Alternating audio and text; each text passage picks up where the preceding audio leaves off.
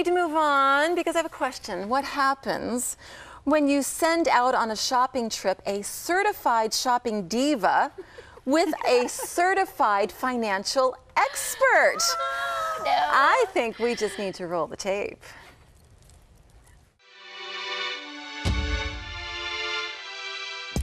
Well, today is the day, and I'm a little nervous, but I'm excited because I'm here with Michael Bell, our financial dentist, helping me on a shopping trip to Winners and Style Sense to buy 2 shirts and some shoes.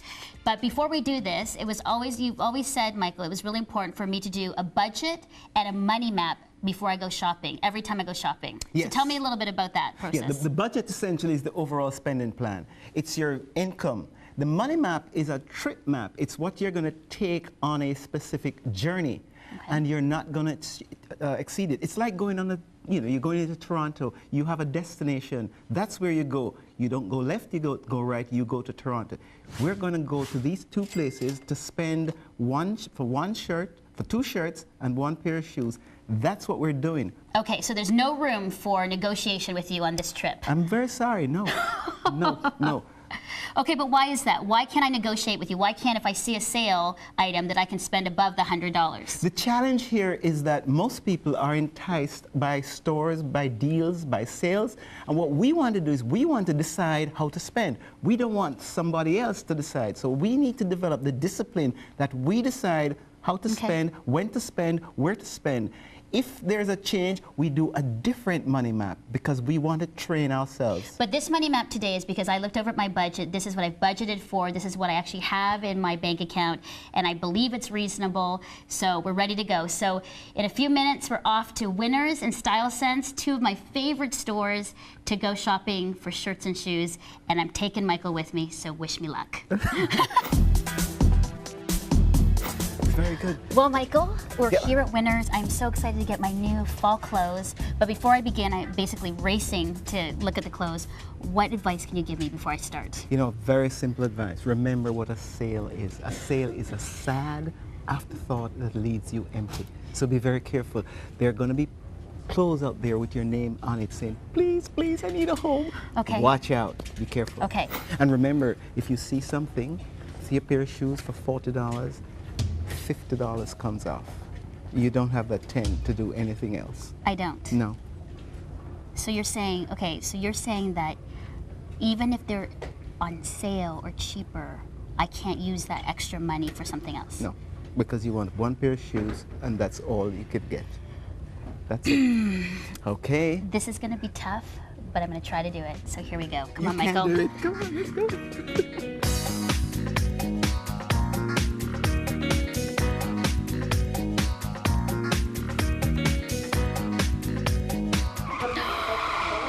I love this. This is amazing. It's only $40, and I love this for $30. So really 40. So it's only $70, and I said 2 shirts for $50. Yeah. So I'm only $20 over. So you can I only love get it. 1. You can only get 1. I know, but it's only $10 over. I $20 know. over. No, but you budgeted 50 for 2, and you can't get more than that. 50 for 2, or if you can get 1 for 40 and less. So what happens if I get 1 for 40? Can't I just then spend more on this one? If you get 1 for 40, that means today's only 1 shirt. Okay, Michael, you're being a little hard on me, and all I'm saying is it's only $20. I know, but we sat down and you were careful to say what you wanted. You have a total budget, which is your overall. So we can't. I'm sorry, we can't. So I have to put this back or take 1? Yes, only 1. I'm sorry. All right, let's go. Let's keep going. Let's start.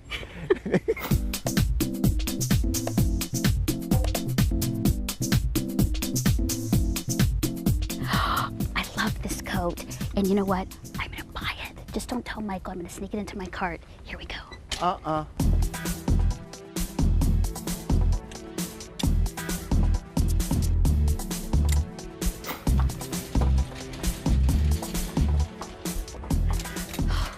Okay, quick.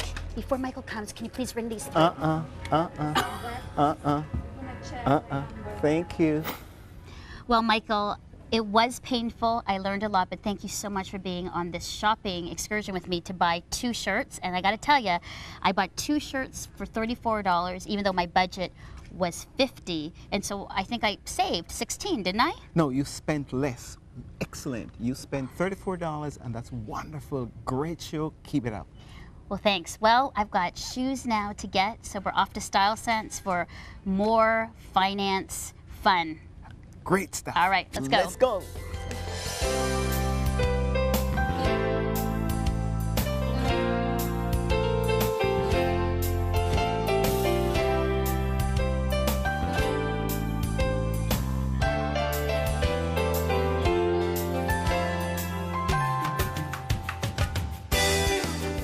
Michael, the boot I've been looking for my whole life. It matches everything. This is exactly what I want to buy today at Style Sense. Okay, let's have a look. $399? Millie, what was the budget? 50? Oh no, this can't work. So you're saying I can't get it? Not even close. All right. Not even close. Okay, thanks, Michael. Know that? Right here. This is perfect.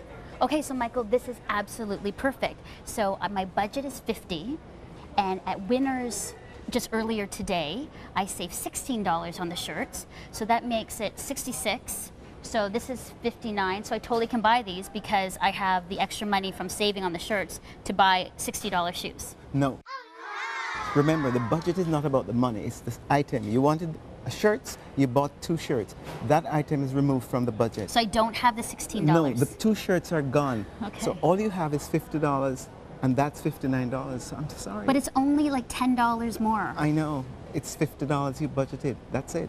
So I can't change my mind and say, no, it's $60. No, that would be a different trip. So you have to cancel this, and on a separate occasion, you budget for this, and then you can get it. But what we're trying to do is to train ourselves to not let the shop have us spend, but for us to decide when to spend. So really what you're saying is I take control of my spending, come with a good budget, and stick to it. That's right. That's right. So basically, bye-bye shoes. Bye-bye shoes. It was nice to see you. Bye-bye. All right. Bye-bye.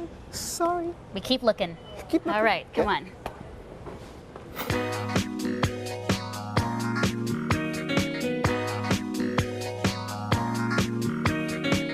I think we found the shoe. So this Yes. is $39.99, and my budget was $50. What do you think, Michael? Yes. Yes. So I stuck within budget.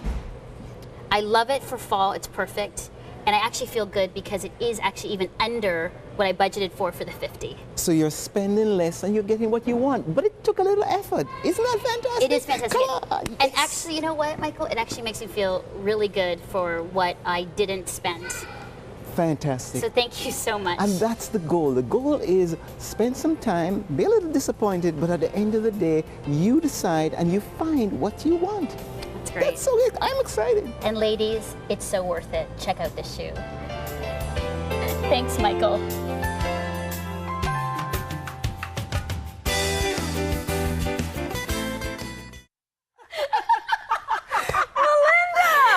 I love that. That was so He good. gave me such a hard time. He gave you a hard time. You gave him I know, a hard time. I was like, for a while there at Winners, I was like, I don't know. I even cut out some of the arguing. I was like, I don't know if they're going to leave friends here. Because I think the thing is, it's totally changing the way that you shop. Like, he really was like, if that's just your budget, you don't change it. You have to actually go, if you want something different, you have to go back another day and do it. But you came in with this in mind, no like divergence or anything. You know what? I think the problem with most of us is we go with, okay, I've got $100. Not I'm going for 2 tops and a pair of shoes, and the most I'm going to spend is $100. Right.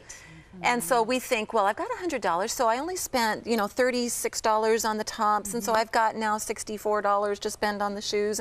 But he says, no, no, no, you go by item, not by amount of money you're going to spend. I like what he said about the idea that shops entice you, right? Everything is like, if you spend $100, we'll give you a $30 gift certificate for January, Oh, or I know. you know, whatever. Like, there's so all bad these that different way. ways. Like for me too, like points programs. You know, if you get this many points, you get this much free back. Like all that stuff really does work with me sometimes, right? Yeah. To entice me money into it. And I like what he says about taking back control. That's Like, exactly you it. decide and you don't get enticed. You have your mindset before you go and you do not change your mind. That is so Well, that's what hard. he says is, Melinda, you have to control this. He goes, we let other people control our spending. We let the sales control it, the signs control it, the great deals. But you have to start owning it and controlling it. And but what I couldn't get my head around was exactly what you said, Ann. It's like we always go in with $100, and we go. And I tried, and you cut this out too, where I was like, oh, I have extra money because my shirts were only 40 and I had 50 budget, so I had $10 for a scarf.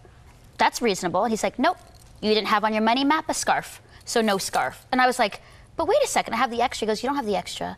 You wanted 2 shirts, not a scarf. And that was really hard. That's a changing of thinking because you kind of just go with the flow and just buy whatever, right? And that was, so it was a really, really good lesson. It was hard, but it was good. Or the trueness of falling in love. Have you ever been shopping somewhere and you see something, and this is rare, but you just fall in love with it and you're like, I have to have it. I love it. It's my Come on, size. this has happened to you, does it not? Absolutely. It's like fate. Yeah, and you're like, and it's my size, it's the last one. It was made for me. And I will buy it, I have to have it. You know what? It all boils down to self-discipline. It really does. We have to be able to say to ourselves, no, you don't need that. You don't need another scarf because the $10 is floating in front of your eyes. And, you know, to be honest, I think that's a lot of times where God comes in the picture, where you just have to say, okay, God, I don't have a lot of discipline right now.